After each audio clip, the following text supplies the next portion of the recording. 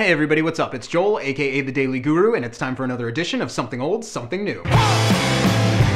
Today for Something Old, we're going to check out one of the most amazing and important records ever made. It's 1959, and we're going to look at Ornette Coleman's phenomenal record, The Shape of Jazz to Come. Simply put, when it comes to the idea of free jazz, there's no other artist worthy of being mentioned in the same breath as Ornette Coleman, and this is without question his finest studio work. All across the album, Coleman seems to make it his mission to call into question every single jazz rule of the time, yet he proves again and again that there are countless new forms that you can find within this approach. There's a very relaxed feeling that runs throughout this entire record, and that was likely because Coleman was given complete creative control on the album, which was almost unheard of at the time. Yet this pays huge dividends, as he and his phenomenal backing band are at top form at every single turn, and they seem to be able to make the laws of music bend at their every will. Boasting one of the finest rhythm sections in history, along with the horn of Don Cherry, it's the way that the quartet move as a single unit that makes these compositions rarely anything short of mesmerizing. It's the almost mysterious, somewhat darker mood that runs across The Shape of Jazz to Come that makes the record so intriguing. And the way that Coleman's saxophone tears into these delicate movements is rarely anything short of breathtaking. Whether it's due to the tension the group creates or the outright innovative ways that they approach the music, it's quickly clear that the musical vision of Ornette Coleman was far beyond that of any of his peers. And there's no question that The Shape of Jazz to Come is not only a fitting title, but an outright pivotal moment in the entire history of recorded music.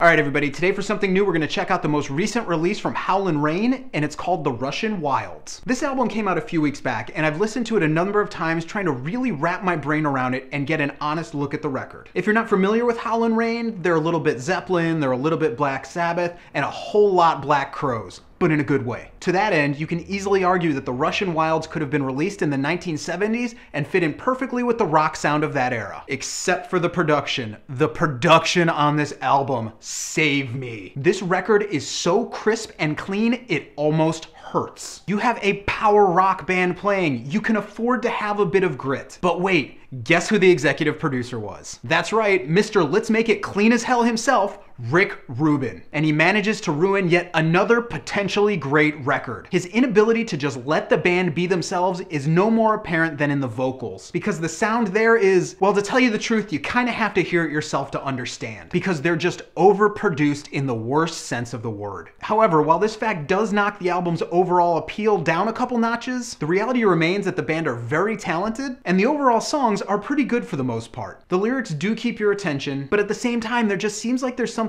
inauthentic or artificial about their overall sound, and they do get a bit repetitive from time to time. At the end of the day, it's a bit strange because I do like this record aside from the production. So with that in mind, on the buy it or borrow it, I'll give this a very solid borrow it with buy it potential. So that's what I got for you guys today. I hope you dug it. If you did, go ahead and click subscribe, go ahead and leave a comment, go ahead and click like, whatever you want to do. Remember that if you leave a comment here or you share this video via my Facebook page, you're automatically entered into a contest to win at least 4 of the albums I recommend at the end of the month. If you want to email me, you can do that at thedailyguru@gmail.com, and check out my website where every single day I talk about the greatest music of all time at thedailyguru.net. You can follow me on Twitter, Facebook, and Tumblr right here, and I'll see you guys again next week.